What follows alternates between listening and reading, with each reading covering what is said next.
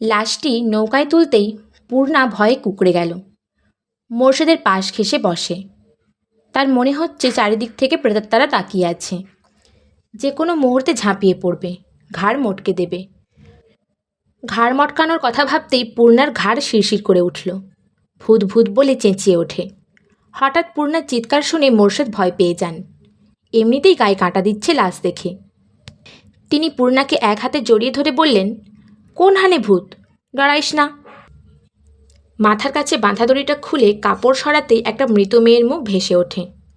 হেমলতা পদ্মজা দুজনই ভেতরে ভেতরে চমকে যায়, কিন্তু প্রকাশ করল না। হেমলতা এদিক ওদিক তাকিয়ে মানুষের উপস্থিতি দেখেন। এরপর কণ্ঠ খাদে নামিয়ে বলেন, চিনি না তো, তুই চিনিস? পদ্মজা মাথা নাড়িয়ে জানালো, সে চিনে না। পরপরই মোর্শেদকে ডাকলো পদ্মজা। আব্বা, দেখো তো তুমি চিনো নাকি? মোর্শেদ উঠে আসতে চাইলে পূর্ণা ধরে রাখে। মোর্শেদ পূর্ণাকে নিয়ে এগিয়ে আসেন। মৃত মেয়েটার মুখ দেখে বলেন, না, চিনি না। হেমলতা চিন্তায় পড়ে যান। শরীরের পশম কাঁটা দিচ্ছে।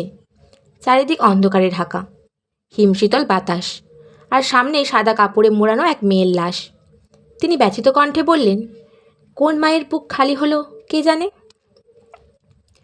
পদ্মজা বিড়বিড় করে, আমার একজনকে চেনা লাগছে আম্মা। হেমলতা ধৈর্যহারা হয়ে প্রশ্ন করেন, কে, চিনেছিস? নাম কি জানিস? পদ্মজা ভাবছে, গভীর ভাবনায় ডুবে কিছু ভাবছে। হেমলতার প্রশ্নের জবাবে বলে, নাম জানি না আম্মা, দাঁড়াও আমি বলি লোকটা কেমন। পদ্মজা চোখ বুজে কিছুক্ষণ আগের মুহূর্তে ফিরে যায়। চোখ বোঝা অবস্থায় রেখে বলে, আব্বা যখন বলল কে রে, তখন একটা লোক আমাদের দিকে তাকায়। লোকটা চোখগুলো ভীষণ লাল, অনেক মোটা, খুব কালো, মাথার চুল ঝুঁটি বাঁধা ছিল। এমন একজন লোক আমি স্কুল থেকে ফেরার পথে অনেকবার দেখেছি। কথা শেষ করেই পদ্মজা চোখ খোলে। খুশিতে গদগদ হয়ে বলল, লোকটা দেখা পেলে আমি ঠিক চিনে ফেলবো আম্মা। চিনে কি হবে, প্রমাণ তো নেই। আর মেয়েটা মারা গেছে নাকি খুন সেটা তো জানি না। প্রমাণ নেই তা ঠিক, কিন্তু মেয়েটা খুন হয়েছে আম্মা। এই দেখো, মেয়েটার গলায় কত দাগ, আর পেটের কাছে দেখো রক্তের দাগ। নদীর পানি পুরোটা রক্ত মুছে দিতে পারেনি। হেমলতা অবাক হয়ে পদ্মজার কথা মতো খেয়াল করে দেখেন। সত্যি তো। তিনি বিস্ময় নিয়ে বলেন, একটার পর একটা খুন, হানিফের পর প্রান্তর বাপ, এরপর এই মেয়ে। আমি বুঝে উঠতে পারছি না কে বা কারা এমন করছে। ওই লোকটার দেখা যদি আরেকবার পাই, আমি ঠিক এর রহস্য বের করবই আম্মা, বলল পদ্মজা। মৃত মেয়েটার মুখ কাপড় দিয়ে ঢেকে দিল পদ্মজা। এরপর দড়ি দিয়ে আগের মতো বেঁধে মোর্শেদকে বলল, আব্বা কলাপাড়ার দিকে যাও। ওখানে কি? হেমলতা জিজ্ঞেস করলেন। পদ্মজা শান্ত কণ্ঠে বলল, কলা গাছের ভেলা বানিয়ে লাশ ভাসিয়ে দেবো আম্মা। পানিতে ফেললে কেউ পাবে না, ভাসিয়ে দিলে কেউ না কেউ পাবে। মেয়েটার পরিবার খুঁজে পাবে। আমাদের বাড়িতে এখন লাশ নিয়ে যাওয়ার ঠিক হবে না, অনেক মানুষ আছে, সবাই ভয় পাবে। বিয়ের আমেজটা চলে যাবে। 1 সপ্তাহ হয়নি ওই ঘটনাটা পার হওয়ার। আম্মা বুঝছো আমি কি বলতে চাইছি? হেমলতা কিছু মুহূর্তকাল পদ্মজার চোখে চোখ রেখে বসে রইলেন। পদ্মজার কথার উত্তর না দিয়ে মোর্শেদকে বললেন, কলাপাড়ার দিকে যাও। সকাল সকাল গায়ে হলুদ করার কথা ছিল, কিন্তু বউ এখনও ঘুমে। বাড়ি ভর্তি মানুষ, কলা গাছের ছাদ বানিয়ে সবাই অপেক্ষা করছে। হেমলতা কিছুতেই পদ্মজাকে ডাকতে দিচ্ছেন না। দুপুরের আজান পড়তেই পদ্মজা ধরফড়িয়ে ওঠে। মনে পড়ে আজ তার গায়ে হলুদ। সে কাকডাকা ভরে বাড়ি ফিরে ঘুমিয়েছিল। তারপর আর কিছু মনে নেই। বালিশের পাশে হলুদ শাড়ি রাখা। পদ্মজা দ্রুত শাড়িটা পরে নেয়। এরপর পূর্ণাকে ডাকে। বাহিরের কোলাহল শোনা যাচ্ছে। পদ্মজা দরজা খুলতেই 9 বছর বয়সী একটা মেয়ে চেঁচিয়ে বাইরে খবর দিল, পদ্ম আবার ঘুম ভাঙছে। হানি উঠান থেকে পদ্মজার ঘরের সামনে আসেন।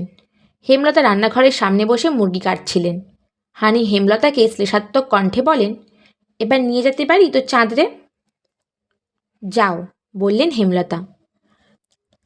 হানি মঞ্জুরা সম্পর্কে ভাবি হয় এমন আরও দুজন পদ্মজাকে নিয়ে ঘর থেকে বের হয়। গায়ে হলুদের স্থান বাড়ির পেছনে। মোর্শেদ এসে পদ আটকান। গামছা কোমরে বাঁধতে বাঁধতে বলেন, আমার ছেড়িরে আমি লইয়া যামু ছাদনাতলায়।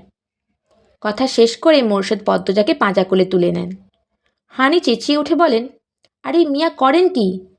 দুলা ভাইরা কোলে নাই তো। বাপ নিলে বিয়া অশুদ্ধ হইয়া যাইব না। মোর্শেদ বাইরে পা রাখেন। পদ্মজা লজ্জায় শাড়ির আঁচল দিয়ে মুখ ঢেকে ফেলে। অজানা অনুভূতিতে হাত পা কাঁপছে। মানুষের উচ্ছ্বাস দ্বিগুণ বেড়ে যায়। প্রেমা প্রান্ত খুশিতে লাফাচ্ছে। একজন আরেকজনকে রং মাখিয়ে দিচ্ছে। কলা গাছের ছাদের নিচে খাটের ছোট্ট চৌকিতে পদ্মজাকে দাঁড় করিয়ে দেন মোর্শেদ। সামনে 7টা বদনা, 10টা কলসি ভর্তি পানি। একটা খোলায় দূর্বা ধান, হলুদ বাটা, হলুদ শাড়ি, ব্লাউজ, তোয়ালে আর সাবান। কাছে কোথাও একদল নেচে নেচে গীত গাইছে। ছেলেমেয়েরা একজন আরেকজনকে জোর করে ধরে হলুদ মাখিয়ে দিচ্ছে। পদ্মজার জন্য রাখা হলুদ অনেকেই নিতে চাইছে। হানির জন্য পারছে না। হানি পাহারাদার হয়ে দাঁড়িয়ে আছেন। হানির ছেলে অনন্ত এসে হলুদ চাইলে হানি মার দিবে বলে তাড়িয়ে দিলেন। হেমলতা এসে ভিড় কমিয়ে দেন। চারিদিকে পর্দা দিয়ে ঘিরে দেন। এরপর 6-7 জন মহিলাকে নিয়ে হলুদের গোসল শেষ করেন। এজন্য অনেকে তর্ক বিতর্ক করছে। গায়ে হলুদ করতে হয় সবাইকে নিয়ে, সবার সামনে, আনন্দ করতে করতে। হেমলতা কেন শুধুমাত্র 6-7 জন নিয়ে করছেন? হেমলতা তার জবাব দিলেন না। অবুঝদের সাথে তর্ক করে লাভ নেই। গোসল শেষ করে মসলিন কাপড়ের হলুদ শাড়ি পরানো হয় পদ্মজাকে। কানের কাছে মঞ্জুরা গুনগুন করে কাঁদছেন। পদ্মজার শুনতে ভালো লাগছে না। বিয়ে হলে নাকি 1 সপ্তাহ আগে থেকে কান্নাকাটি শুরু হয়। গায়ে হলুদের দিন আত্মীয়রা কাদায় গড়াগড়ি করে কাঁদে, অথচ পদ্মজা হেমলতা শান্ত। পদ্মজাকে গায়ে হলুদের খাবার দেয়া হয়। বিশাল এক থালা, তাতে কয়েক রকমের পিঠা, আস্ত একটা মুরগি, পোলাও, শাক। পদ্মজা খাওয়ার আগে অন্যরা কেড়ে নিয়ে যায় সব। ভিড় কমতেই হেমলতা আলাদা করে প্লেটে করে ভাত আর হাঁসের মাংস নিয়ে আসেন। নিজ হাতে খাইয়ে দেন। খাওয়ার মাঝে পদ্মজার মনে পড়ে মঞ্জুরা তখন বলেছিলেন, বিয়ের পর মেয়েরা পর হয়ে যায়, মা বাবা পর হয়ে যায়, স্বামী আর স্বামীর বাড়ি সব। মা বাপের সাথে দেখা করতেও তাদের অনুমতি লাগবে। পদ্মজা হেমলতার দিকে তাকিয়ে ভাত চিবোয়। হেমলতা খেয়াল করেন পদ্মজা তার দিকে হাঁ করে তাকিয়ে আছে। চোখের পলকই ফেলছে না। চোখে জল চিকচিক করছে। তিনি পদ্মজাকে বলেন, খাওয়ার সময় কাঁদতে নেই। পদ্মজা ফোঁপাতে থাকলো। ফোঁপাতে ফোঁপাতে খাবার শেষ করে। চোখের জলে বুক ভিজে একাকার। হেমলতা ঘরের বাইরে এসে হাতের উল্টো পাশ দিয়ে চোখের জল মোছেন। কী যে যন্ত্রণা হচ্ছে বুকে, কাঁদতে পারলে বোধ হয় ভালো হতো। কিন্তু কাঁদার সময় কোথায়? সবার সামনে যে তিনি আর কাঁদতে পারেন না। ভিড় কমলে কাঁদবেন, অনেক কাঁদবেন, জীবনে শেষবারের মতো কাঁদবেন। এরপর আর কখনো কাঁদবেন না, কোনো দিনও না। পদ্মজার 2 হাতে কাছের মেহেন্দি লাগানো হচ্ছে। উঠানে বড় চৌকি রেখে চারিদিকে রঙিন পর্দা টাঙানো হয়েছে। কাগজের ফুল মাথার ওপর ঝোলানো। চারিদিকে ঘিরে আছে মেয়েরা। সামনের খালি জায়গায় চলছে নাচ। তখন উপস্থিত হয় হাওলাদার পরিবার, লাবণ্য রানী এবং তাদের আত্মীয়। সাথে নিয়ে এসেছে বউয়ের বেনারসি গহনা। হানি ছুটে এসে সবার আপ্যায়নের ব্যবস্থা করেন। শেষে বাড়িতে ঢুকে আমির। বিয়ের আগের দিন রাতে বরের আগমন সবাইকে খুব হাসালো। কেউ কেউ বলল, এত সুন্দর বউ দূরে রাখার আর তর সইছে না, তাই চলে এসেছে। আমির সেসব পাত্তা দিল না। সোজা হেমলতার কাছে গেল। গিয়ে বলল, আম্মা, পদ্মজার সাথে একটু কথা বলতে চাই। আমিরের অকপট অনুরোধ। হেমলতা ভীষণ অবাক হয়ে তাকিয়ে থাকেন আমিরের দিকে। এমন ছেলে তিনি দুটো দেখেননি। আমির আবার বলল, বেশিক্ষণ না, একটু সময়। আমিরের কণ্ঠ পরিষ্কার, অথচ মাথা নিচু। পরিবারের ভালো শিক্ষাই পেয়েছে, তবে লাজ লজ্জা একদমই নেই। হেমলতা মৃদু হেসে বলেন, ঘরে গিয়ে বসো, পদ্ম আসছে। আমির হেমলতার পা ছুঁয়ে সালাম করে পদ্মজার ঘরের দিকে চলে গেল। হেমলতা পদ্মজাকে ডেকে নিয়ে আসেন। বলেন, আমির কথা বলতে চায়, ব্যাপারটা লোকচক্ষুর, কিন্তু না তো করা যায় না, কোনো বিশেষ দরকার হয়তো। পদ্মজা ঘরের সামনে এসে থমকে দাঁড়ায়, পিছন ফিরে তাকায়। হেমলতা ইশারায় যেতে বলেন। পদ্মজা ঘরে ঢুকে টাগর টাগর চোখ মেলে আমিরের দিকে তাকায়। আমিরকে খুব ক্লান্ত দেখাচ্ছে। মনে হচ্ছে কিছু নিয়ে খুব চিন্তিত। আমির পদ্মজাকে দেখেই হাসল। বলল, বসো। পদ্মজা বিছানার এক পাশে বসে, অন্য পাশে বসে আমির। প্রশ্ন করে, পদ্মজা, যা প্রশ্ন করি সত্যি বলবে। পদ্মজা দৃঢ় কণ্ঠে বলল, আমি মিথ্যে বলি না। আমির অসহায়ের মতো বলল, তুমি এই বিয়েতে মন থেকে রাজি তো পদ্ম? পদ্মজা চকিতে তাকালো, আবার চোখ সরিয়ে নিল। বলল, আম্মা যখন যা করেছেন তাই আমি মন থেকে মেনে নিতে পেরেছি। লিখন সাহু তো তোমাকে পছন্দ করে। জানি, আর আপনিও জানেন, সেটাও জানি। আমি আমাদের বিয়ে ঠিক হওয়ার পর জেনেছি। তুমি মনে কিছু নিও না। বলতে চাইছি, যদি তোমার আমাকে অপছন্দ হয় আর লিখন সাহুকে পছন্দ করে থাকো, বলতে পারো, আমি বিয়ে ভেঙে দেব। পদ্মজা অপমানে থমথম হয়ে উঠল। গভীর স্বরে বলল, অবিশ্বাস থাকলে বিয়ে না হয় ভালো। আপনি ভেঙে দিতে পারেন। আমিরের চোখ কোটর থেকে বেরিয়ে আসতে চাইল। পদ্মজা এত কথা বলতে পারে ভাবতেও পারেনি। আমির ইতস্তত করে বলল, আমার কোনো অবিশ্বাস নেই। তোমার মনে কেউ না থাকলে বিয়ে আমার সাথেই হবে, আর কারোর সাথে হতে দেব না। পদ্মজা কিছু বলল না। উঠে যেতে চাইলে আমির বলল, একবার হাত ধরা যাবে? আগামীকাল থেকে হাত ধরে দিনরাত বসে থাকিয়েন, বলল পদ্মজা, সাথে হাসল। আমির তা খেয়াল করে বলল, সুবহান আল্লাহ। বিয়ের অনুষ্ঠান ঠিক হয়েছে অনেকক্ষণ। পদ্মজা বধূ সেজে বসে আছে। দুই পাশে বসে আছে পূর্ণা ও প্রেমা। কাজী বিয়ে পড়াচ্ছেন। অনেকক্ষণ ধরে পদ্মজাকে কবুল বলতে বলছেন। পদ্মজা কিছুতেই বলছে না। সে নিজ মনে হেমলতাকে খুঁজছে। বউ কবুল বলছে না শুনে অনেকে ভিড় জমিয়েছে। হেমলতা ভিড় ভেঙে ঘরে ঢোকেন। হেমলতাকে দেখে পদ্মজার ঠোঁটে হাসি ফোটে। ছলছল চোখ নিয়ে তিনবার কবুল বলে। হেমলতার দুই চোখে পানি, কিন্তু ঠোঁটে হাসি। পদ্মজাকে বধূ সাজাবার পর মাত্র দেখলেন তিনি। লাল বেনারসিতে পদ্মজার রূপ যেন গলে পড়ছে। পাশের ঘরে কে যেন কাঁদছে। হেমলতা দেখতে যান। আয়না দেখানো পর্ব শুরু হয়। আয়নায় তাকাতেই আমি চোখ টিপল। পদ্মজা লজ্জায় চোখ সরিয়ে নিল। আমি সবার চোখের আড়ালে পদ্মজার এক হাত খপ করে ধরে ফেলে। পদ্মজা কেঁপে ওঠে ভয়ে। আমি ফিসফিস করে বলল, এই যে ধরলাম, মৃত্যুর আগে ছাড়ছি না। বিয়েবাড়ির ভিড় কমে গেছে। বিদায়ের পালা চলছে। করুণ কান্নার স্বরে চারিদিক হাহাকার করছে। মঞ্জুরা হানি কেঁদে কুল পাচ্ছে না। মোরশেদ নদীর ঘাটে বসে গোপনে চোখের জল ফেলছেন। পূর্ণা পদ্মজার গলা জড়িয়ে সেই যে কান্না শুরু করেছে, থামছেই না। প্রেমাপ্রান্ত কাঁদছে। কাঁদছে আরও মানুষ। একটা মেয়ের বিয়ের বিদায় পর্ব কতটা কষ্টের তা শুধু মেয়ে আর তার পরিবার জানে। পদ্মজা কাঁদছে। পূর্ণার মাথায় পিঠে হাত বুলিয়ে দিয়ে বারবার বলছে, বোন, বোন আমার, মন খারাপ করে থাকবি না কিন্তু, একদম কাঁদবি না, আমি আসবো, তুইও যাবি। আমার খুব কষ্ট হবে রে বোন, আর কাঁদিস না, এভাবে কাঁদলে অসুস্থ হয়ে যাবি। রিদওয়ান তাড়া দেয়, সন্ধে হয়ে যাবে, তাড়াতাড়ি করুন। পদ্মজা আকুল হয়ে কেঁদে ডাকে, আমার আম্মা কই? আম্মা, ও আম্মা। হেমলতা লাহারি ঘরের পাশে দাঁড়িয়েছিলেন। পদ্মজার ডাকে হেঁটে আসেন। এক একটা পা মাটিতে ফেলছেন আর বুক ব্যথায় চুরমার হয়ে যাচ্ছে। তবুও হাসার চেষ্টা করছেন, কিন্তু পারছেন না। যে মেয়ের জন্য তিনি নতুন করে জীবনের মানে খুঁজে পেয়েছিলেন, সেই মেয়ের আজ বিদায়। সারা জীবনের জন্য অন্যের ঘরে চলে যাবে। হেমলতাকে দেখেই পদ্মজা ছুটে এসে জড়িয়ে ধরে হাউমাউ করে কেঁদে উঠল। হেমলতা দ্রুত চোখের জল মোছে। পদ্মজাকে আদুরে কণ্ঠে বললেন, এভাবে কাঁদতে নেই মা, বিয়ে তো হবারই কথা ছিল। আম্মা, আমি তোমাকে ছাড়া থাকবো কেমন করে? সবাইকে থাকতে হয়, আস্তে আস্তে ঠিক হয়ে যাবে মা। হেমলতা পদ্মজার কপালে চুমু খান। পদ্মজার দুই চোখের জল মুছে দিয়ে বলেন, শ্বশুরবাড়ির সবার সাথে মিলেমিশে থাকবি, নিজের খেয়াল রাখবি। পদ্মজা হেমলতাকে জোরে চেপে ধরে বলে, আম্মা, আমি যাব না। হেমলতা পদ্মজার মুখের দিকে চাইতে পারছেন না। ভাঙা গলায় আমিরকে ডেকে বলেন, নিয়ে যাও আমার মেয়েকে, খেয়াল রেখো। ওর আব্বা ঘাটে বসে আছে, ডাকতে হবে না, একা থাকুক।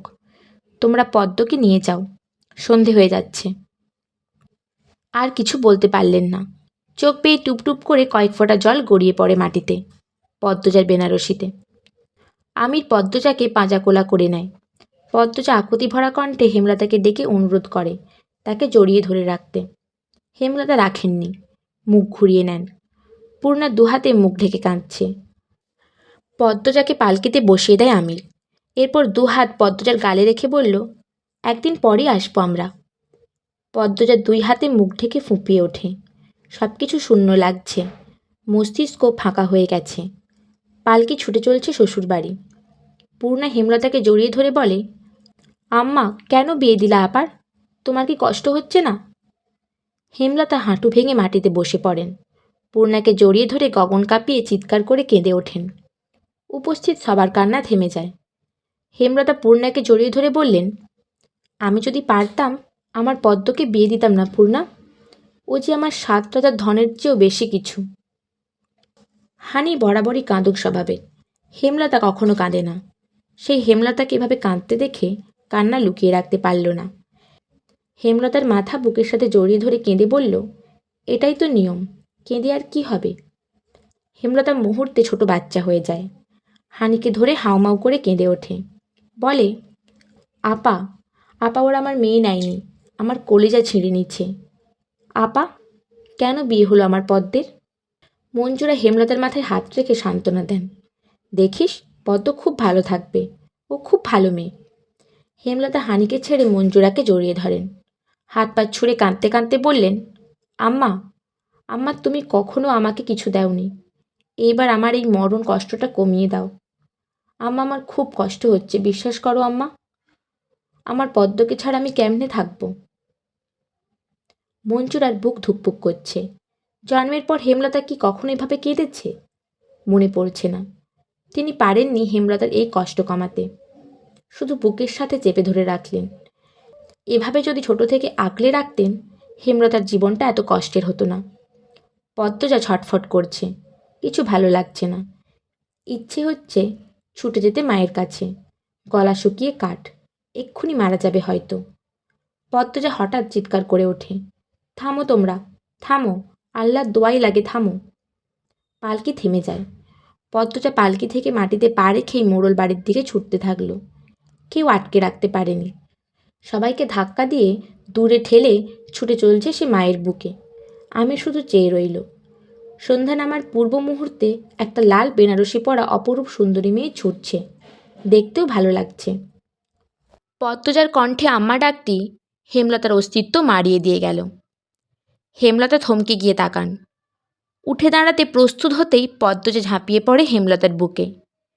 হেমলতা ডাল সামলাতে না পেরে আবার মাটিতে বসে পড়েন। পদ্মজা নিরবচ্ছিন্ন কাঁদতে থাকল। হেমলতা সীমাহীন আশ্চর্য হয়ে কথা বলার শক্তি হারিয়ে ফেলেন। নির্বাক স্তব্ধ থেকে পদ্মজার কান্না অনুভব করেন। কান্নার দমকে পদ্মজার শরীর ঝাঁকি দিচ্ছে বারংবার। পূর্ণা পদ্মজার পেছন থেকে জড়িয়ে ধরে বলল, আর যাবা না আপা? পদ্মজা অনুরোধ স্বরে হেমলতাকে বলল, আম্মা, আমি যাব না। হেমলতার দুই চোখ বেয়ে টপ টপ করে জল পড়ছে। প্রতি ফোঁটা জল পদ্মজার বুকে সাইক্লোন, টর্নেডো, ঘূর্ণিঝড়, ভূমিকম্প সহ সব ধরনের দুর্যোগ বইয়ে দিচ্ছে। হেমলতা শক্ত করে জড়িয়ে ধরেন পদ্মজাকে। অশ্রুরুদ্ধ কণ্ঠে বলেন, কোথাও যেতে হবে না তোর। হেমলতার এহেন কথা শুনে হানি মঞ্জুরার মাথায় বাজ পড়ল। সে কি কথা? হেমলতা একবার যখন বলেছে তাহলে সত্যি যেতে দিবে না, তাহলে মেয়ের বিয়ে দেওয়ার কি দরকার ছিল?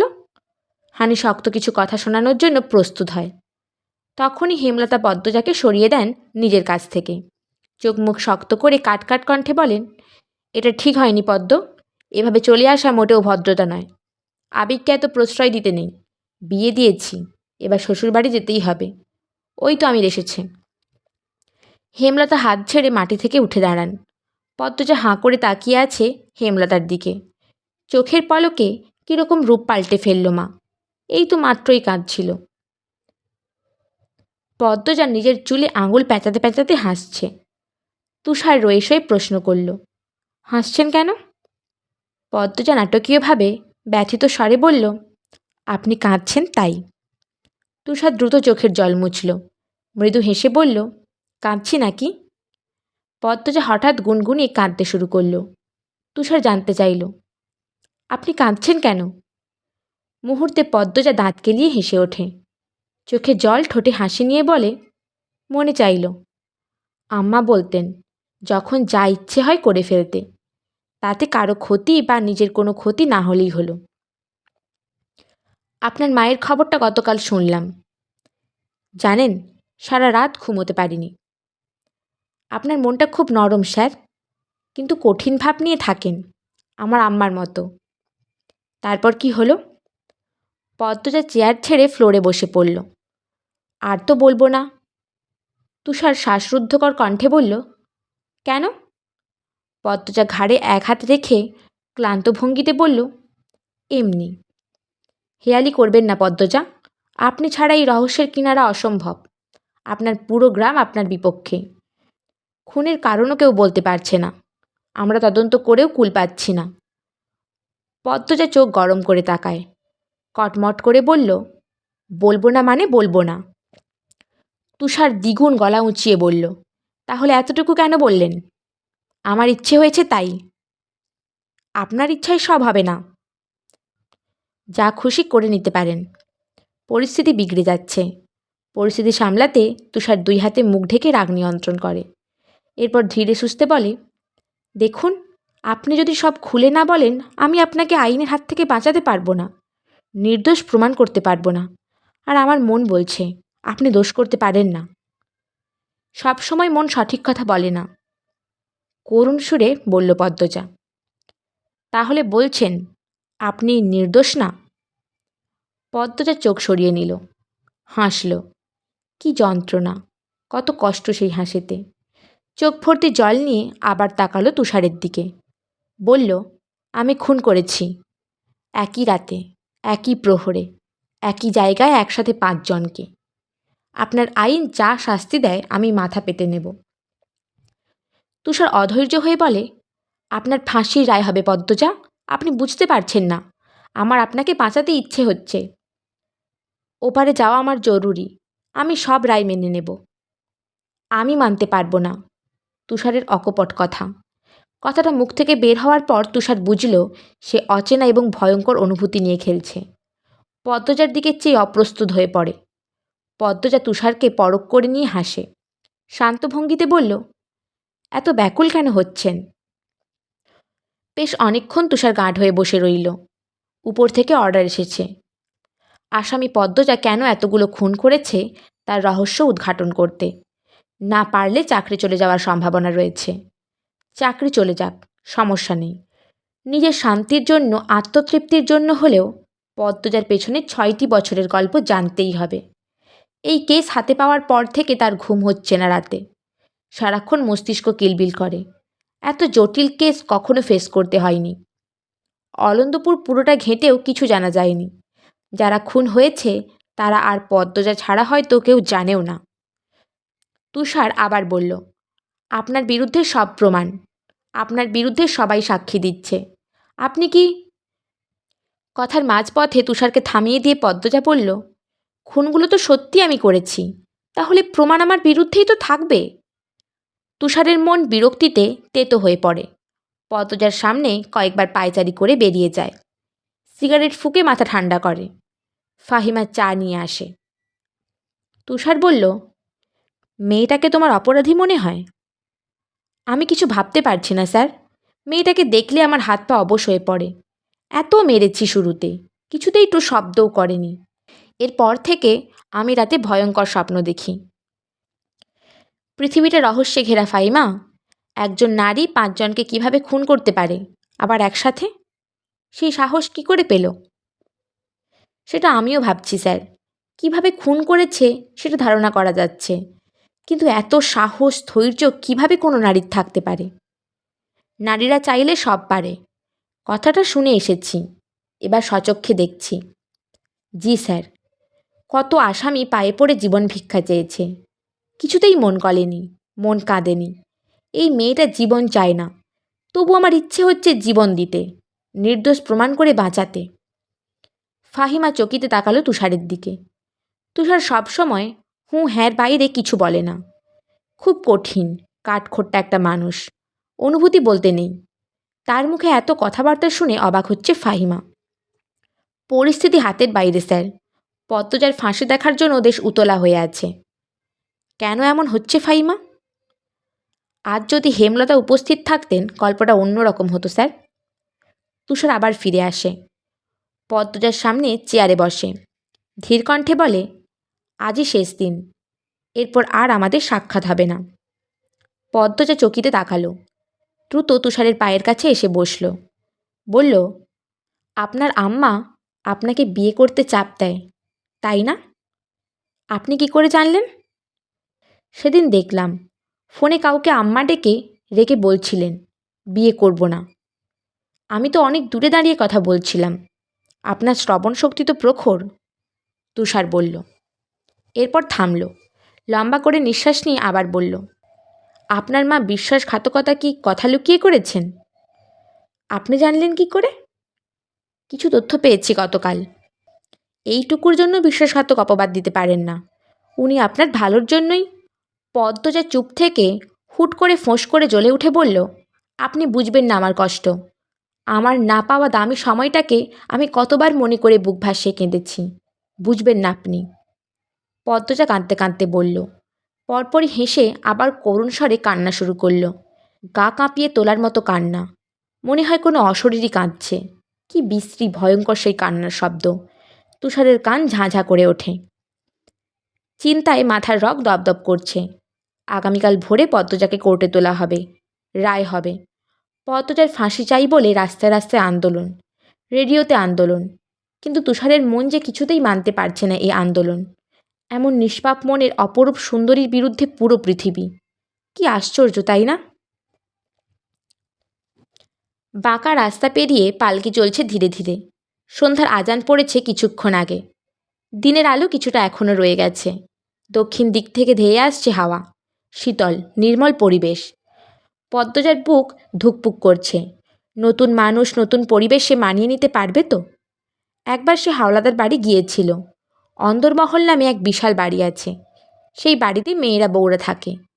এখন কি সেও থাকবে? পদ্মজা পর্দার ফাঁক ফোকর দিয়ে বাইরে চোখ মেলে তাকায়। আমির হাতে পাগড়ি নিয়ে তার বড় ভাইয়ের সাথে কি যেন আলোচনা করছে। চোখে মুখে খুশি উপচে পড়ছে। পদ্মজা চোখ সরিয়ে নিল। মায়ের কথা, পূর্ণার কথা খুব মনে পড়ছে। পালকি থামে। আমির থামিয়ে দিল। অন্দরমহলে মেয়েরা অপেক্ষা করছে নতুন বউয়ের জন্য, আর আমির গেটের সামনে পালকি থামিয়ে দিল। জাফর বিরক্তিতে বলল, এইখানে আবার থামালি কেন? আমির পাগড়ি রিদওয়ানের হাতে দিয়ে বলল, আমার বউ আমার কোলে চড়ে অন্দরমহলে যাবে। পদ্মজা কথাটা শুনেই কাঁচুমাচু হয়ে গেল। আমির পালকির পর্দা সরিয়ে হাত বাড়িয়ে পদ্মজাকে নামতে ইশারা করে। পদ্মজার নাক অবধি টানানো ঘোমটা। আমির সরাতে গিয়েও সরালো না। মুখে বলল, কি হলো, নেমে এসো। পদ্মজা লজ্জায় জ্ঞানশূন্য হয়ে পড়েছে। সে গাঁট হয়ে বসে আছে। আমির হেসে এক হাতে নিজের কপাল চাপড়ালো। এরপর নিজেই টেনে নামালো পদ্মজাকে। তখনও পদ্মজার নাক অবধি ঘোমটা। আমির চট করে পদ্মজাকে পাঁজাগোলা করে নেয়। পদ্মজা কুঁকড়ে যায়। ভয়ে দুই হাতে আমিরের গলা জড়িয়ে ধরে। আমির যত এগোচ্ছে সময়ের সাথে পাল্লা দিয়ে তার গায়ের উষ্ণতা পদ্মজার শাড়ি ভেদ করে সর্বাঙ্গে ছড়িয়ে পড়ছে। অচেনা অজানা অনুভূতি চারিদিকে যেন জেঁকে বসেছে। মরণ প্রেমের সূত্রপাত হয়তো এখান থেকেই শুরু হয়। অন্দরমহলের সদর দরজায় গ্রামের মেয়েদের ভিড়। তারা সবাই নতুন বউ দেখতে এসেছে। আমিরের কোলে পদ্মজাকে দেখে মিটিমিটি হাসছে। ফিসফিসিয়ে একজন আরেকজনকে কিছু বলছে। ফরিনা ধমক দিয়ে কোলাহল থামিয়ে দেন। আমি দরজার সামনে উপস্থিত হতেই আনিশা বলল, এবার বউকে নামান ছোট ভাই। বড় আমার পা ছুঁয়ে সালাম করে তারপর ঘরে ঢুকেন। আনিশা আমিরের চাচাতো ভাইয়ের বউ, জাফরের স্ত্রী। দেশের বাইরে থাকে। ঢাকার প্রফেসরের মেয়ে আনিশা। বিয়ের পরপরই স্বামী নিয়ে দূর দূরান্তে পাড়ি জমায়। 2 সপ্তাহ আগে ছুটি কাটাতে শ্বশুর বাড়ি আসে। আনিসার কথা মতো আমির পদ্মজাকে কোল থেকে নামিয়ে দিল। এরপর দুজন নত হয়ে ফরিনাকে সালাম করল। ফরিনা হেসে ছেলে এবং ছেলের বউকে চুমু খান। আবেগে আপ্লুত হয়ে বললেন, সুখী হ বাবা, বউয়ের খেদমতো ভালো থাক জীবনভর। আমার কিন্তু বছরের মধ্যেই নাতি চাই। লাবণ্য মাঝে ফোড়ন কাটল। পদ্ম আমার লগে শহরে যাইব আম্মা, আমরা এক লগে কলেজে পড়বাম। নাতিটাতি পরে পাইবা। ফরিনা ক্ষুধার্ত বাঘিনীর মতো তেড়ে এসে লাবণ্যর গালে চর বসিয়ে দেন। উঁচু কণ্ঠে বললেন, আমার কথার পিছে কথা কওয়ানোর সাহস দেখাবি না। আকস্মিক ঘটনায় সবাই হকচকিয়ে যায়। পদ্মজা অবাক চোখে তাকায়। সামান্য কথার জন্য কোনো মা এত মানুষের সামনে যুবতী মেয়েকে মারে? লাবণ্য লজ্জায় অপমানে কাঁদতে থাকে। চোখে টলমল জল নিয়ে স্থান ত্যাগ করে। একরকম পালিয়েই গেল। ফরিনার চোখে মুখে কাঠিন্যতা ফুটে আছে। পদ্মজা ভয়ে চোখের দৃষ্টি মাটিতে রাখে। ফরিনা পদ্মজার হাত ধরে ভেতরে নিয়ে যান। যেতে যেতে বলেন, মুখে মুখে কথা কইব না কোনো দিন, যা কই মাইনা চলবা। শ্বশুরবাড়ির সব মানুষ হইতাছে গিয়া দেবতার লাহান, তা করে সেবা করলেই জান্নাত পাওন যাইব, নইলে কোনোদিন জান্নাতে পাও দিতে পারবা না। শুনছি তো তুমি হইছ গিয়ে অনেক বাধ্য সেরি, কামে কাজেও দেখাইবা, মনে রাখবা আমার কথাগুলান। পদ্মজা মাথা নাড়ায়। মুসলমানদের দেবতার সাথে তুলনা করাটা পদ্মজার ভালো লাগেনি। কিছু কথা গলায় এসে আটকে গেছে, বলার সাহস পাচ্ছে না। ফরিনা আবার বলেন, হুনো বউ, স্বামীর উপরে কিচ্ছু নাই, স্বামীরেই দুনিয়া ভাববা। মা বাপ ভাই বোন হইছে গিয়া পর, স্বামী আপন, স্বামীর বাইরে কিছু ভাববা না। স্বামী যা কয় তাই মানবা, স্বামীর পা ধুইয়া দিবা নিজের হাতে। স্বামী বইতে কইলে বইবা, উঠতে কইলে উঠবা, হুততে কইলে হুইবা। স্বামী যখন কাছে ডাকবো না করবা না, আল্লাহ বেজার হইব, ফেরেশতারা অভিশাপ দিব। দুনিয়া তো স্বামীর আদরের থাইকা মধুর আর কিছু নাই, মনে রাখবা। পদ্মজা অপ্রতিভ হয়ে উঠেছে। লজ্জায় আড়ষ্টতায় সারা শরীর তীব্র গরমে ঘামছে। আনিসা ফরিনাকে ফিসফিসিয়ে বলল, বড় আম্মা, মানুষ আছে তো অনেক, পরেও বলতে পারেন। আনিসার কথা পুরোপুরি উপেক্ষা করলেন ফরিনা। তিনি পদ্মজাকে একটা চেয়ারে বসিয়ে দিলেন। আবার বলতে শুরু করলেন, খালি স্বামী লইয়াও পইড়ে থাকন যাইব না। তোমার শ্বশুর শাশুড়ি জীবিত আছে, তাগর সেবা করবা, যখন যা করতে কই করবা, না পারলে কইবা শিখাইয়া দিমু। প্রতিদিন ভোরে উঠবা, নামাজ পইড়া রান্নাঘরে যাইবা, তখন বাকি সব বইলা রান্ধনে মন দিবা। আমির কপালের চামড়া কুঁচকে মায়ের কথা শুনছিল। এবার সে ধৈর্যহারা হয়ে বলল, রান্নাবান্না করার জন্য অনেক মানুষ আছে আম্মা, পদ্মজা রাঁধতে হবে না। আর আমার এত সেবাও লাগবে না, বড্ড ক্লান্ত লাগছে, ভিড় কমাও, আর নিয়মনীতি শেষ করো। এরপর আমার বউ আমার ঘরে ছেড়ে দাও। আমিরের কথা শেষ হতেই হাসির রোল পড়ে যায়। পদ্মজা ঠোঁট টিপে হাসল। ফরিনা কিছু কঠিন কথা বলতে প্রস্তুত হন। আনিশা আমিরকে রসিকতা করে বলল, আজ তো একসাথে থাকা যাবে না, আরও একদিন ধৈর্য ধরেন। আমির প্রবল বিস্ময় নিয়ে জিজ্ঞাসা করে, কেন, বিয়ে তো হয়ে গেছে। কেউ আমিরের জবাব দিল না, উল্টো সবাই হাসতে থাকল। আইজ কাইল রাত্রিরে হতচ্ছাড়া, বলল শাহানা, জাফরের বড় বোন। আমিরের বিয়ে উপলক্ষে বাপের বাড়ি এসেছে, সাথে নিয়ে এসেছে পুরো শ্বশুর বাড়ি। আমির শাহানাকে প্রশ্ন করল, কাল রাত্রি তো হিন্দুদের নিয়ম, আমি মানি না, আমার বউ আমার ঘরে দিয়ে আসা হোক। সবসময় তেড়ামি করিস কেন, আমরাও তো নিয়ম মেনেছি, বলল জাফর, কণ্ঠে তার গাম্ভীর্যতা। তাতেও লাভ হলো না। আমির কিছুতেই এই নিয়ম মানবে না। ফরিনা, শাহানা, শিরিন, আনিশা, আমিনা সহ অনেকে আমিরকে মানানোর চেষ্টা করল। কারো কথা আমিরের কর্ণগোচর হলো না। তার মধ্যে রিদওয়ান আমিরের সাথে তাল দিল। বলল, কাল রাত্রি রাত্রি বাদ, এসব নিয়ম মেনে লাভটা হবে কি? যার বউ তাকে তার বউ দিয়ে দাও। তুই চুপ থাক, আগুনে ঘি ঢালবি না, বললেন আমিনা। রিদওয়ান চুপসে গেল। থামল না শুধু আমির, ফরিনাও জেদ ধরে বসে আছেন। তিনি আমির পদ্মজাকে আজ কিছুতেই একসাথে থাকতে দেবেন না। যেমন মা তেমন তার ছেলে। মজিদ হাওলাদার অনেকক্ষণ যাবৎ এসব দেখছেন। চেঁচামেচি আর নেওয়া যাচ্ছে না। তিনি উপর থেকে নেমে আসেন। অন্দরমহল 3 তলায়। 3য় তলায় কেউ থাকে না, শুধু ছাদ আছে, ঘর বানানো হয়নি, অসমাপ্ত ইটের পুরনো বাড়ি। চিন্তাভাবনা চলছে 3য় তলাটা থাকার জন্য উপযুক্ত করার। মজিদকে দেখে সবাই থেমে গেল। তিনি পদ্মজার পাশে চেয়ার নিয়ে বসেন। পদ্মজা একটু নড়ে চড়ে বসে। মজিদ পদ্মজাকে জিজ্ঞাসা করলেন, তুমি কি চাও মা? আজ শাশুড়ির সাথে থাকবে নাকি আমার পাগল ছেলের সাথে? ভেবে বলো, তুমি যা বলবে তাই হবে। পদ্মজা উসখুস করতে করতে বলল, জি, আম্মার সাথে থাকবো। ফরিনার ঠোঁটে বিশ্বজয়ের হাসি ফুটে ওঠে। তিনি আমিরের দিকে তাকিয়ে ব্যঙ্গ করে হাসেন। পরপরই পদ্মজার উপর ঝাঁপিয়ে পড়েন। চুমুতে পদ্মজার গাল ভরিয়ে দেন। একবার আর চোখে আমিরকে দেখল পদ্মজা। আমির তাকিয়েই ছিল। পদ্মজা তাকাতেই আমির চোখ রাঙানি দিল। সঙ্গে সঙ্গে পদ্মজা দৃষ্টি ফিরিয়ে নিল। বিয়ের বাকি সব নিয়ম শুরু হয়। উপর থেকে নেমে আসেন নূরজাহান। তিনি এই বাড়ির প্রধান কর্ত্রী, মজিদ হাওলাদারের জন্মদাত্রী। কই রে আমার নাত বউটা কই? বলতে বলতে ছুটে আসেন তিনি। উপস্থিত সবাই দৃষ্টি ঘুরিয়ে নূরজাহানের দিকে তাকালো। নূরজাহান পদ্মজার সামনে এসে বসেন। পদ্মজার মুখখানা দুই হাতে ধরে দেখেন। এরপর মুগ্ধ হয়ে বললেন, বাবু দেহি চাঁদ লইয়া আইছে। এই স্যারি, তোর জন্যে আমার জামাই তো এখন আমার দিয়ে চাইবই না। নূরজাহান কেন এ কথা বললেন পদ্মজা ঠাউর করতে পারল না। আমির যখন হেসে বলল, আরে বুড়ি, তুমি তো আমার প্রথম বউ, ভুলি কিভাবে? তখন পদ্মজা নূরজাহানের কথার মানে বুঝল। বুঝতে পেরে ঠোঁট চেপে হাসল। আমার চাঁদের টুকরা, বউরে আদর কইরো ভাই, বকাঝকা কইরো না। ছেড়িরা জন্মঘর ছাইরা আইছে, তুমি এখন সব, তুমি যেমনে রাখবা তেমনেই থাকবো।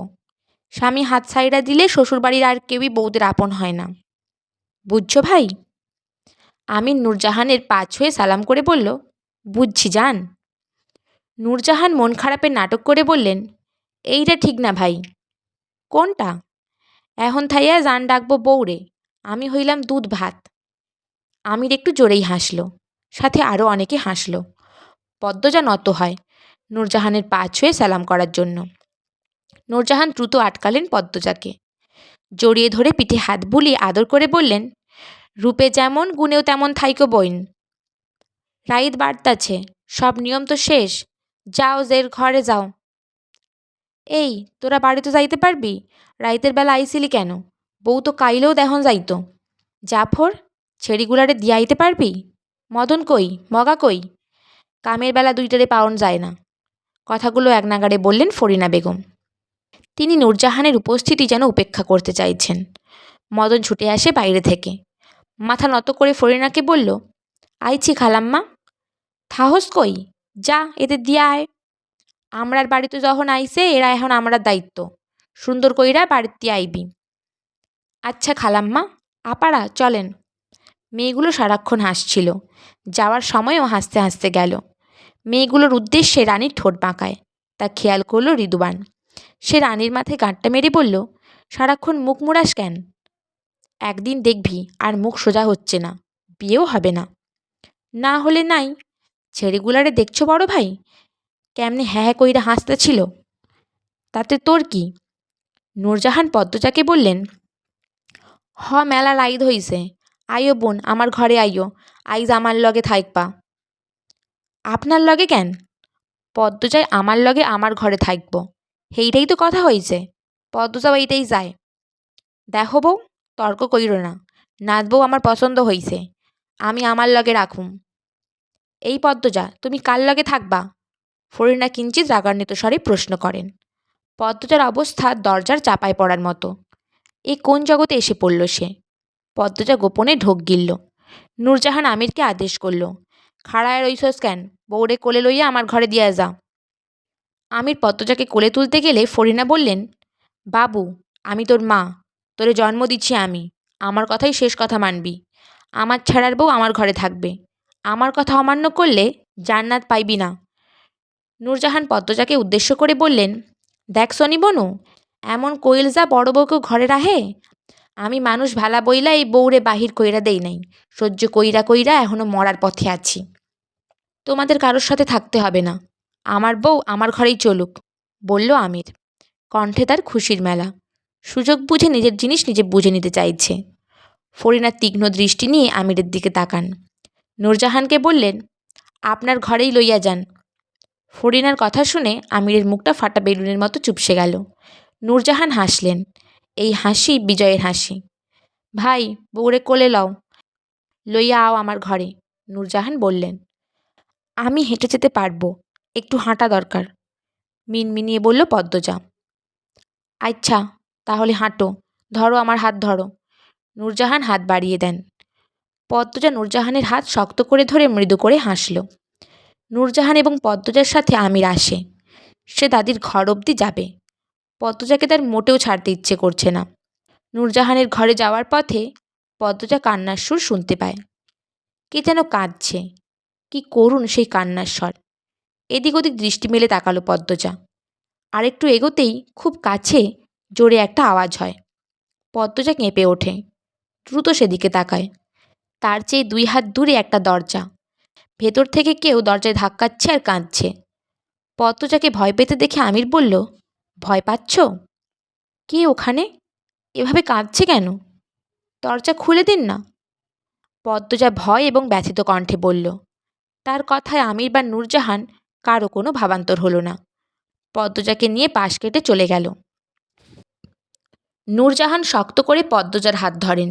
ক্ষীণস্বরে বললেন, ঘরে আহো, পরে কইতাছি। কান্নার শব্দ ধীরে ধীরে কমে যাচ্ছে। নূরজাহান পদ্মজাকে নিয়ে নিজের ঘরে ঢোকেন। আমির চেয়ার টেনে বসার জন্য প্রস্তুত হতেই নূরজাহান হৈ হৈ করে উঠলেন। তুই বইতাছস কেন? আমির হকচকিয়ে গিয়ে বলল, মানে? বউয়ের ধারে আর থাউন যাইব না, আইজ কাল রাত্রি। মুসলমানদের কাল রাত্রি পালন করতে নেই, গুনাহ হবে, বলল পদ্মজা। তার মাথা নত। প্রথম দিন এসেই কথা বলা ঠিক হলো না কি ভাবছে। মুখের উপর কথা শুনে নূরজাহান কড়া চোখে তাকান। পদ্মজা দেখার পূর্বে সেকেন্ড কয়েকের মধ্যে চোখের দৃষ্টি শীতল রূপে নিয়ে আসেন। তিনি পদ্মজাকে প্রশ্ন করলেন, গেরামের রেওয়াজ ফালাইয়া দেওয়ান যাইব? নূরজাহানের কণ্ঠ স্বাভাবিক। পদ্মজা নির্ভয়ে চোখ তুলে তাকালো। বলল, যা পাপ তা করতে নেই দাদু। জেনে শুনে ভুল রেওয়াজ সারা জীবন টেনে নেওয়া উচিত না। আমার কথা শুনে রাগ করবেন না। তুমি কি আইজ জামাইয়ের লগে থাকতে চাইতেছ? নূরজাহানের কণ্ঠ গভীর। এমন প্রশ্নে পদ্মজা ভয় পেয়ে যায় এবং লজ্জায় আরক্ত হয়ে ওঠে। আমতা আমতা করে বলল, না, তেমন কিছু না। পদ্মজা আর চোখে আমিরকে দেখে আবার চোখের দৃষ্টি নত করে ফেলল। আমির নূরজাহানকে জড়িয়ে ধরে বলল, আমি যাচ্ছি বুড়ি। এরপর পদ্মজার দিকে তাকিয়ে হাত নেড়ে কোমল কণ্ঠে বিদায় জানালো। আল্লাহ হাফেজ পদ্মবতী। পদ্মজা নতজানু অবস্থায় মাথা নাড়ালো। আমির ঘর থেকে বেরিয়ে যায়। পদ্মজা ধীরে ধীরে মাথা উঁচু করে নূরজাহানকে দেখে। ঢোক গিলে বলে, রাগ করেছেন দাদু? নূরজাহান হাসলেন। পদ্মজার এক হাত ধরে বিছানার কাছে নিয়ে যান। বললেন, আমার বইনে তো ঠিক কথাই কইছে, গুসা করতাম ক্যারে। পদ্মজা স্বস্তির নিঃশ্বাস নিল। নূরজাহান বললেন, তুমি বও, আমি জ্যোৎস্নার মারে ভাত দেওয়ানের কথা কইয়া আইতাছি। আমি খেয়েছি দাদু, তখন খাওয়ালেন আম্মা। ব্যাগটা কই? শাড়িটা খুইলা আর একটা পরো, সিঁদুর রঙেরটা পরবা। বলতে বলতে নূরজাহান ব্যাগ থেকে সিঁদুর রঙের শাড়ি বের করলেন। পদ্মজার দিকে এগিয়ে দিলেন। পদ্মজা হাত বাড়িয়ে শাড়ি নিল। জানতে চাইল, কোথায় পাল্টাবো? খাড়াও, দরজা লাগাইয়া দেই, ঘরেই পাল্টাও। আমারে শরমাইও না বইন, তোমার যা আমারও তা। পদ্মজা শাড়ি হাতে নিয়ে চারপাশে চোখ বুলিয়ে শাড়ি পাল্টানোর মতো উপযুক্ত জায়গা খুঁজতে থাকে। পালঙ্কের পিছনে চোখ পড়ে। পদ্মজা সেদিকে গিয়ে শাড়ি পাল্টে নিল।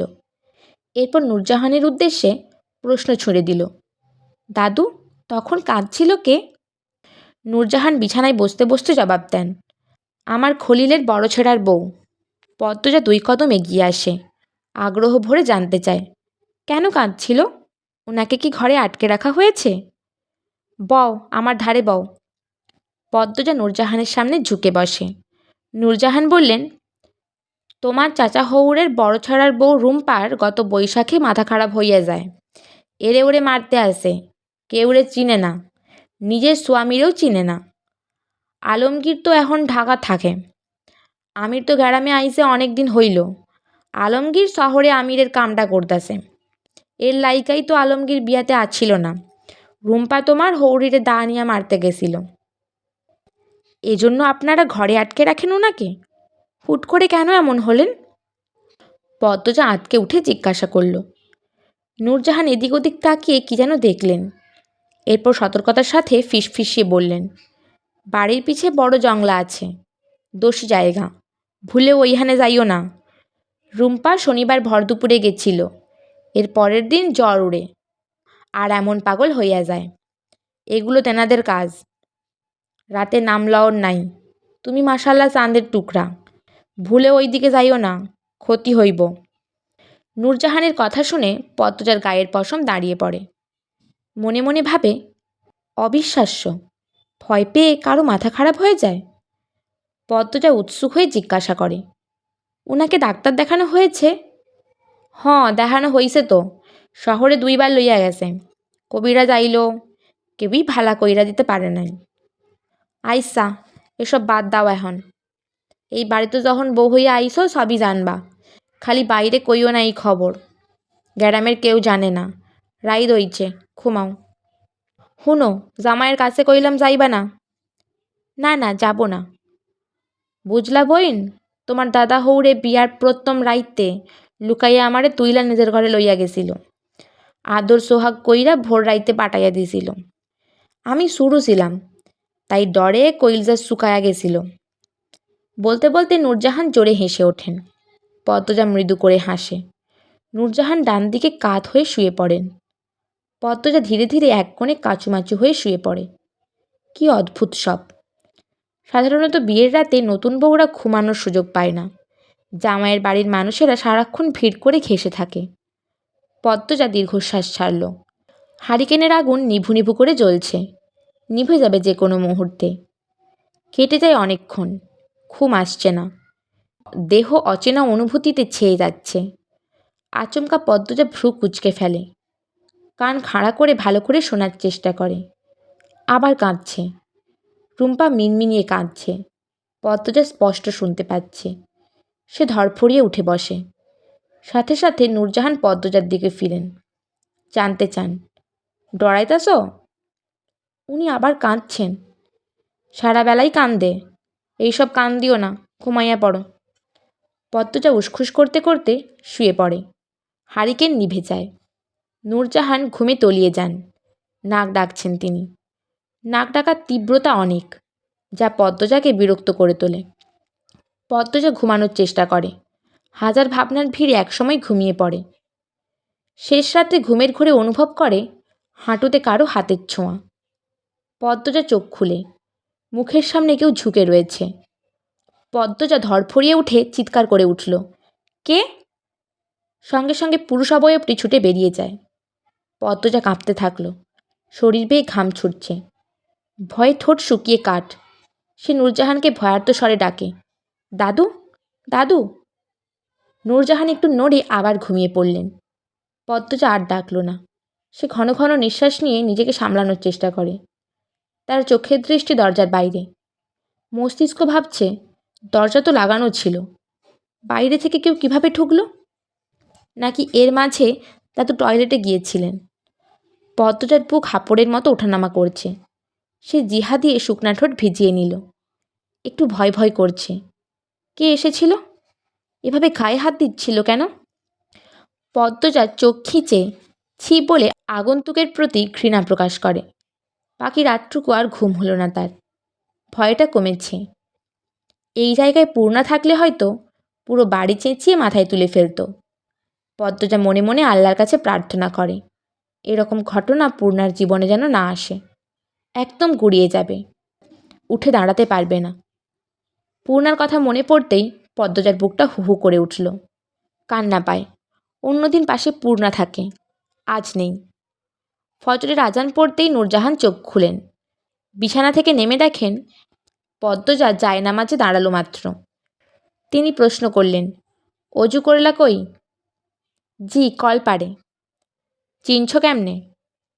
পদ্মজা হাসল, বলল, খুঁজে বের করেছি।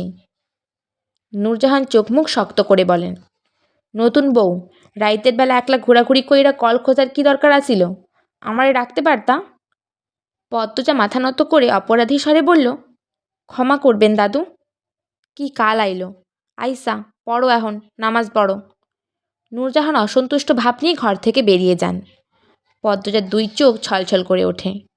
যখন টের পেল এক্ষুনি সে কেঁদে দেবে, দ্রুত ডান হাতের উল্টা পাশ দিয়ে চোখের জল মোছে। এরপর নামাজে মন দিল। পদ্মজাকে কাতান শাড়ি পরানো হয়েছে। বৌভাতের অনুষ্ঠান চলছে। সে এক বিশাল আয়োজন। বিয়ের চেয়েও বড় করে বৌভাতের অনুষ্ঠান হচ্ছে। অলন্দপুরের বাইরে থেকেও মানুষ আসছে পদ্মজাকে দেখার জন্য। আটপাড়ার প্রতিটি ঘরের মানুষ তো আছেই। পদ্মজার চারপাশে মানুষের গিজগিজ। রাতে ঘুম হয়নি। পরনে ভারী শাড়ি, গহনা, এত মানুষ চারিদিকে। সব মিলিয়ে পদ্মজার নাজেহাল অবস্থা। মাথা নত করে বসে আছে সে। আপা!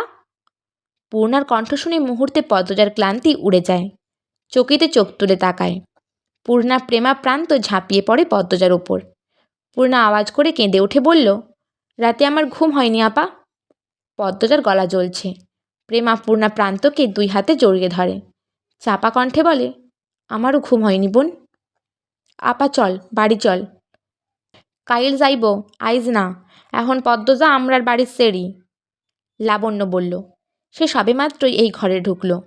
পদ্মজার জন্য খাবার নিয়ে এসেছে। পূর্ণা রাগ নিয়ে বলে, আমার বোন আমি নিয়ে যাব। আমাদের আপা, আমরা নিয়ে যেতে এসেছি, বলল প্রান্ত। রানী প্রান্তর কান টেনে ধরে বলল, পেকে গেছিস তাই না? ছাড়ো রানী আপা, ব্যথা পাচ্ছি। ওরে আম্মা, তুই শুদ্ধ ভাষাও শিখা লইছিস? রানী অবাক হয়ে জানতে চাইল। প্রান্ত অভিজ্ঞদের মতো হেসে বলল, ইয়াস। যারা যারা প্রান্তকে চিনে সবার চোখ কোটর থেকে বেরিয়ে আসতে চাইল। প্রান্ত একটি ইংরেজি শব্দ বলেনি, যেন মাত্রই এখানে বজ্রপাত ঘটালো। রানী চোখে মুখে বিস্ময় ভাব রেখে বলল, এইটা মুন্না না অন্য কেউ? আমি মুন্না না, আমি প্রান্ত, প্রান্ত মোড়ল। প্রান্তের বলার ভঙ্গি দেখে সবাই হেসে উঠল। পদ্মজা হাসতে হাসতে রানীকে বলল, প্রান্ত অনেকগুলো ইংরেজি শব্দ শিখেছে। বউ মানুষ কেমনে দাঁত বাইর কইরা হাসতাছে দেখছ?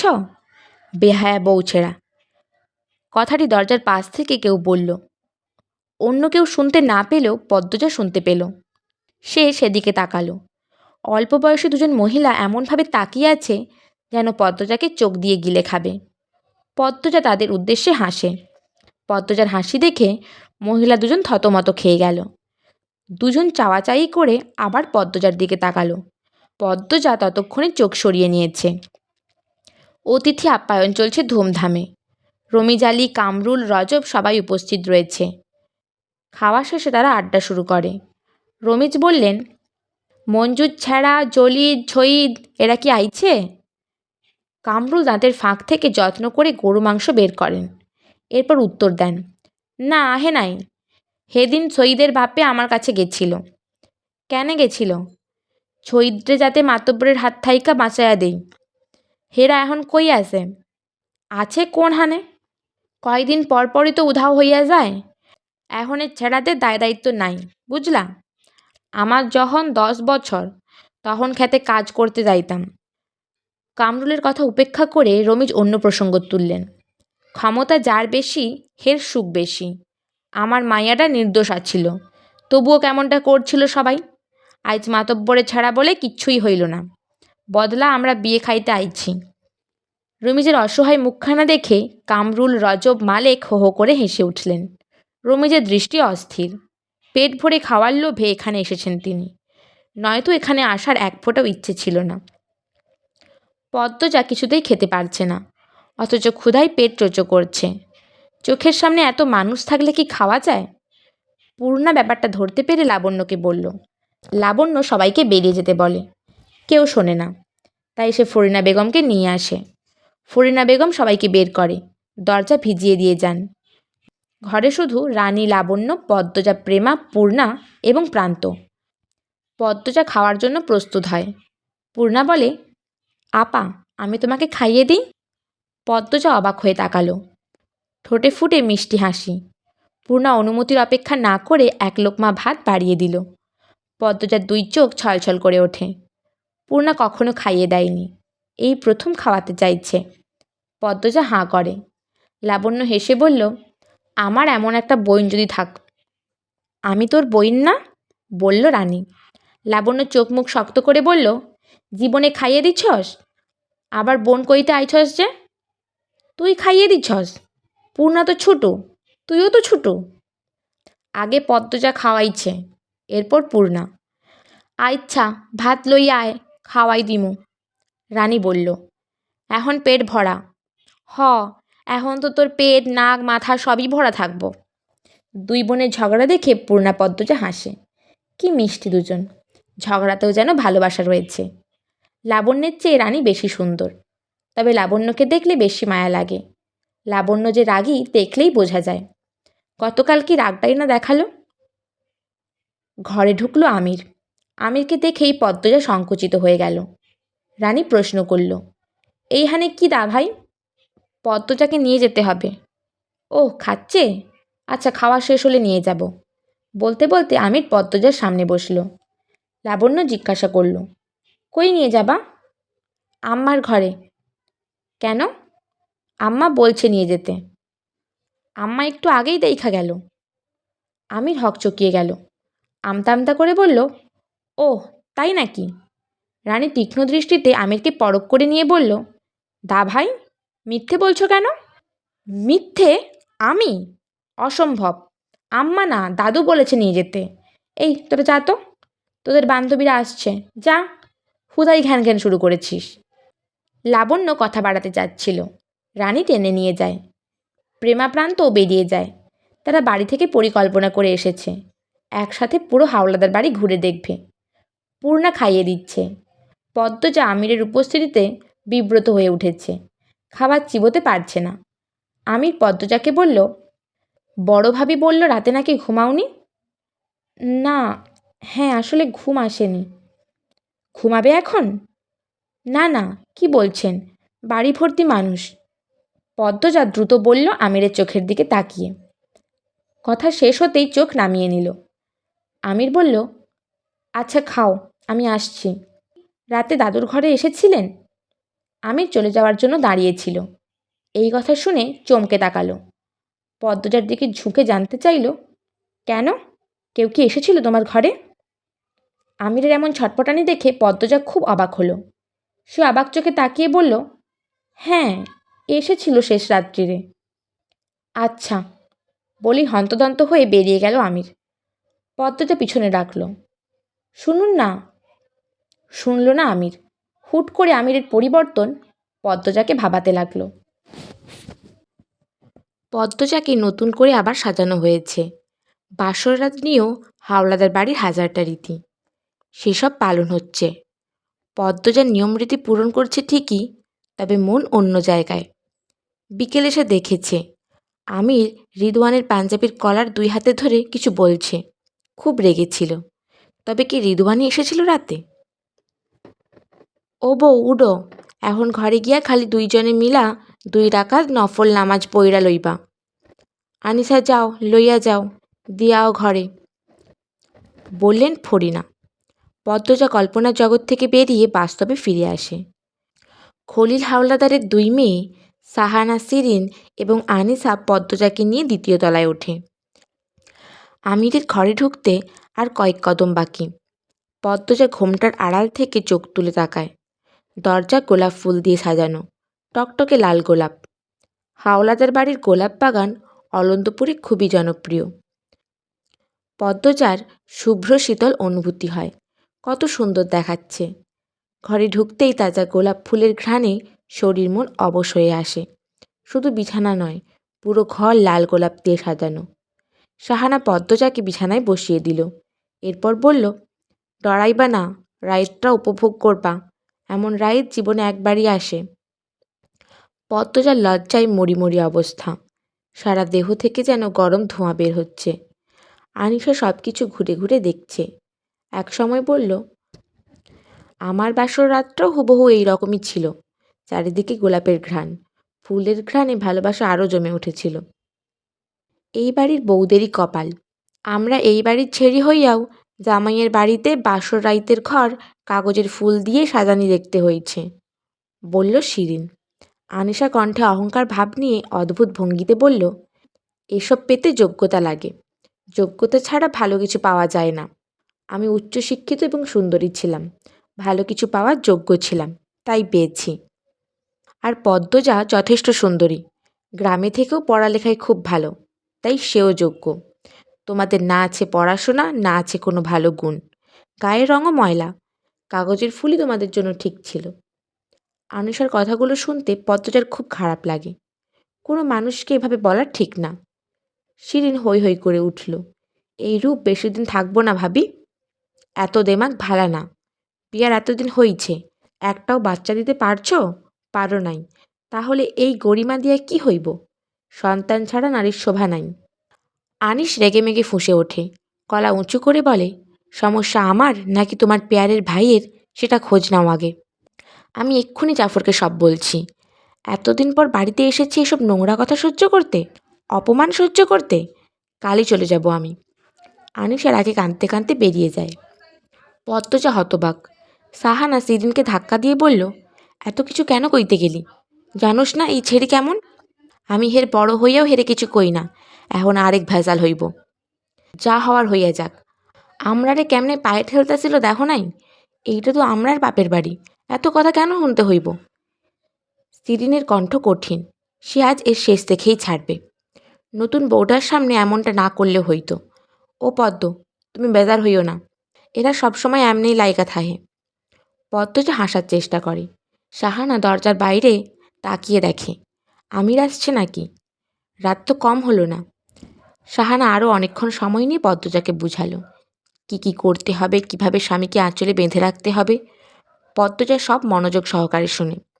আমির ঘরে ঢুকতেই সাহানা শিরিন বেরিয়ে গেল। আমির দরজা লাগিয়ে পালঙ্কের পাশে এসে দাঁড়ায়। পদ্মজা পালঙ্ক থেকে নেমে আমিরের পা ছুঁয়ে সালাম করে। আমির দুই হাতে পদ্মজাকে আঁকড়ে ধরে দাঁড় করায়। অনুভব করে পদ্মজা কাঁপছে। প্রচণ্ড শীতে মানুষ যেভাবে কাঁপে ঠিক তেমন। আমির দ্রুত ছেড়ে দেয়, বলে, পানি খাবে?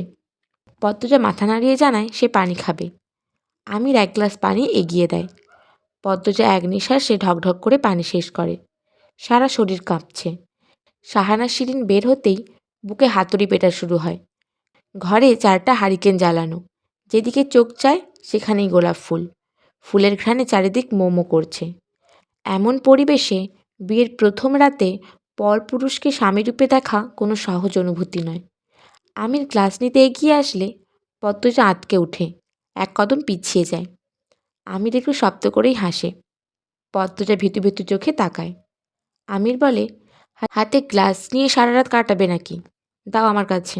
আমির গ্লাস টেবিলের উপর রেখে আসে। পদ্মজা পালঙ্কের এক কোণে চুপটি করে বসে আছে। তার ডান পা অনবরত কাঁপছে। মনে মনে দোয়া করছে মাটি যেন ফাঁক হয়ে যায় আর সে তার ভেতরে ঝাঁপ দিয়ে পাতালে হারিয়ে যেতে চায়। নয়তো লজ্জা আড়ষ্টতায় প্রাণ এক্ষুনি গেল বুঝি। আমির দূরত্ব রেখে পদ্মজার সোজাসুজি বসে। পদ্মজার এক পা যে কাঁপছে স্পষ্ট দেখা যাচ্ছে। তার দৃষ্টি অস্থির, এদিক ওদিক তাকাচ্ছে। আমির মজা করে জানতে চাইল, পালানোর পথ খুঁজছ নাকি? না, না তো, বলল পদ্মজা। তাহলে কি খুঁজছ? পদ্মজা নিরুত্তর রইল। আমির পদ্মজার আরও কাছে এসে বসে। এক হাতে পদ্মজার এক হাত ছুঁতেই পদ্মজা ও মাগো বলে চিৎকার করে ওঠে। আমির পদ্মজার আকস্মিক চিৎকারে থতমত হয়ে গেল। পদ্মজা ভয়ে ঢোক গিলে। সময়টা যেন যাচ্ছেই না। সে যদি পারত পালিয়ে যেত। ভয়ঙ্কর অনুভূতিদের খেলা চারিদিকে। আমির হাঁ করে পদ্মজার দিকে অনেকক্ষণ তাকিয়ে থাকে। এরপর দূরে গিয়ে বসে। পদ্মজাকে বলল, আমার সাথে সহজ হওয়ার চেষ্টা করো। আমার দিকে ফিরে বসো, গল্প করি। পদ্মজা আমিরের দিকে ফিরে বসে, তবে দৃষ্টি বিছানার চাদরে নিবদ্ধ। আমির প্রশ্ন করে, আমার সম্পর্কে কতটুকু জানো? খুব কম, মিনমিনিয়ে বলল পদ্মজা। আমি তোমার চেয়ে 12 বছরের বড়, জানো? এখন জানলাম। তবে আপনার আচরণ ছোটদের মতো। পদ্মজা মৃদু হেসে আমিরের চোখের দিকে তাকিয়ে বলল। আমির বলল, আমার চরিত্রের বৈশিষ্ট্য আরও আছে। বুঝতে পেরেছি। আপনার কথাবার্তা এখন বড়দের মতো মনে হচ্ছে। ঢাকায় আমার ব্যবসা আছে, শুনেছি। আমার সাথে তোমাকেও ঢাকা যেতে হবে। আচ্ছা। এই বাড়ির চেয়েও বিশাল বড় বাড়িতে আমি একা থাকি। যতক্ষণ বাইরে থাকবো তোমাকে একা থাকতে হবে। ভয় পাওয়া যাবে না। আমি ভয় পাই না। আমাকে তো ভয় পাচ্ছ, আমি হেসে বলল। পদ্মজা নিরুত্তর। কথা বলো। কি বলবো? আচ্ছা, আসো একটা মজার খেলা খেলি। পদ্মজা উৎসুক হয়ে তাকালো। আমির বলল, দুজন দুজনের চোখের দিকে তাকিয়ে থাকবো। যার চোখের পলক আগে পড়বে সে হেরে যাবে। পদ্মজা খেলতে রাজি হয়। এই খেলাটা সে পূর্ণার সাথেও খেলেছে। পদ্মজা অনেকক্ষণ এক ধ্যানে তাকিয়ে থাকতে পারে, তাই তার আত্মবিশ্বাস আছে সেই জিতবে, বরাবরই জিতে এসেছে। আমির 1 2 3 বলে খেলা শুরু করে। একজন আরেকজনের দিকে তাকিয়ে থাকে এক ধ্যানে। পদ্মজা খুঁটিয়ে খুঁটিয়ে আমিরকে পরখ করে। আমিরের চুল খাড়া করে উল্টো দিকে ফেরানো, থুতনির নিচে কাটা দাগ, গালে হালকা দাড়ি, শ্যামলা গায়ের রং, ঘন ভ্রু, চোখের পাপড়ি, পরেছে সাদা পাঞ্জাবি। এত বেশি ভালো লাগছে দেখতে। আমির পদ্মজার রূপে আগে থেকেই দিওয়ানা। তার উপর এতক্ষণ তাকিয়ে থেকে অনুভূতি দফা রফা অবস্থা। সে মুগ্ধ হওয়া কণ্ঠে বলল, পৃথিবীর সবচেয়ে সুন্দর নারী আমার বউ। কি ভাগ্য আমার। আপনিও সুন্দর, কথাটা মুখ ফসকে বলে উঠল পদ্মজা। যখন বুঝতে পারল, লজ্জায় মাথা নত করে ফেলল। আমির খুশিতে বাকবাকুম হয়ে বলল, তোমার পলক পড়েছে, আমি জিতেছি। পদ্মজা লজ্জায় নখ খুঁড়তে থাকে। আমির নিজের চুলে হাত বোলাতে বোলাতে বলল, আমি জানি আমি কতটা সুন্দর। রংটা একটু কালো হতে পারে, তবে আমি সুন্দর। তোমার মুখে শোনার পর থেকে ধরে নিলাম, পৃথিবীর সেরা সুন্দর পুরুষের নাম আমির হাওলাদার। পদ্মজার 2 ঠোঁট নিজেদের শক্তিতে আলগা হয়ে গেল। সে আমিরের দিকে তাকিয়ে ভাবছে, মানুষ নিজের প্রশংসায় নিজে কিভাবে করতে পারে। আমিরের ভাব দেখে মনে হচ্ছে সে সত্যিই পৃথিবীর সেরা সুন্দর পুরুষ। পদ্মজা ফিক করে হেসে দিল। আমির তাকালো, বলল, হাসছ কেন? পদ্মজা হাসি চেপে বলল, কই না তো। আপনার আম্মা বলেছিলেন 2 রাকাত নফল নামাজ আদায় করতে। আমার আম্মা তোমার আম্মা না? হুম। এখন থেকে আপনার আম্মা না, শুধু আম্মা বলবে। গয়নাগাটি নিয়েই নামাজ পড়বে? অস্বস্তি হবে না? খুলো এবার। পদ্মজা অবাক হয়ে জানতে চাইল। সিরিনাপা বললেন, গয়নাগাটি নাকি স্বামী খুলে দেয়। তাহলে? আমির তীক্ষ্ণ চোখে তাকায়, ঠোঁটে বাঁকা হাসি নিয়ে বলল, তাই নাকি? তাও খুলে দিই। পদ্মজা দ্রুত চোখ সরিয়ে নিল।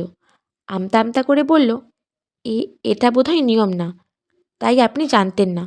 আমি আমি পারবো। 2 রাকাত নফল নামাজের সাথে তাহাজ্জুদের নামাজটাও পড়েছে দুজন। আমির তাহাজ্জুদ নামাজের নিয়ম জানে না, পদ্মজা হাতে কলমে শিখিয়েছে। আমিরও মন দিয়ে শিখেছে এবং নামাজ পড়েছে। এরপর পদ্মজা জানালার সামনে গিয়ে দাঁড়ালো। জানালার সামনে বিশাল বড় জঙ্গল। সে আমিরকে প্রশ্ন করল, এই জঙ্গলে নাকি কি আছে? আমির পদ্মজার প্রশ্ন শুনেনি। সে একদৃষ্টে তাকিয়ে আছে পদ্মজার দিকে। গায়ে কোনো অলংকার নেই। খোলা চুল কোমর অবধি এসে থেমেছে। মধ্যরাতের বাতাসে তার চুল মৃদু দুলছে। আমির অনুভূতিকে প্রশ্রয় দেয়। পদ্মজার কোমর পিছন থেকে 2 হাতে জড়িয়ে ধরে। পদ্মজা কেঁপে উঠে বড় করে নিঃশ্বাস নেওয়া অনুভব করে গভীরভাবে। পদ্মজার হৃৎপিণ্ড থমকে যায়। পায়ের তলার মাটি শিরশির করে ওঠে। তবে অদ্ভুত বিষয়, শুরুর মতো আমিরের স্পর্শ অস্বস্তি দিচ্ছে না তাকে, বরং ধারালো কোনো অজানা অনুভূতিতে তলিয়ে নিয়ে যাচ্ছে। আমির পদ্মজার ঘাড়ে থুতনি রেখে বলল, প্রথম যেদিন তোমাকে দেখি সেদিনই মনে মনে পণ করি তোমাকেই বিয়ে করব। তবে ভাবিনি প্রথম দিনই আমার কারণে এতটা অপদস্থ হতে হবে তোমাকে। অনেক চেষ্টা করেছি সব আটকানোর, পারিনি। সেদিনই বাড়ি ফিরে আব্বাকে বলি আমি বিয়ে করতে চাই পদ্মজাকে। প্রথম প্রথম কেউ রাজি হচ্ছিল না, পরে রাজি হয়ে যায়। মনে হচ্ছে চোখের পলকে তোমাকে পেয়ে গেছি। পদ্মজা নিশ্চুপ। সে অবাধ্য অজানা অনুভূতিদের সাথে যুদ্ধ করবে নাকি সখ্যতা করবে ভাবছে। আমির পদ্মজাকে ঘুরিয়ে নিজের দিকে ফেরায়। পদ্মজা পাথরের মতো শক্ত হয়ে গেছে। আমির বলল, তোমায় আমি পদ্ম ফুল দিয়ে একদিন সাজাবো, নিজের হাতে সাজাবো। কথা বলো। আল্লাহ, আবার কাঁপছ? আমাকে শক্ত করে জড়িয়ে ধরো, স্থির হতে পারবে। এই কি হলো? পদ্মজা শরীরের ভার ছেড়ে দিয়েছে আমিরের ওপর। আমির 2 হাতে শক্ত করে ধরে রাখে। সেদিন রাতে জান্নাতের সুবাস এসেছিল ঘরে। পদ্মজা নিজের অস্তিত্বের পুরো অংশ জুড়ে স্বামীরূপে একজন পুরুষকে অনুভব করে। ভালোবাসাটা শুরু হয় সেখান থেকেই। মন মাতানো ছন্দ এবং সুর দিয়ে শুরু হয় জীবনের প্রথম প্রেম, প্রথম ভালোবাসা।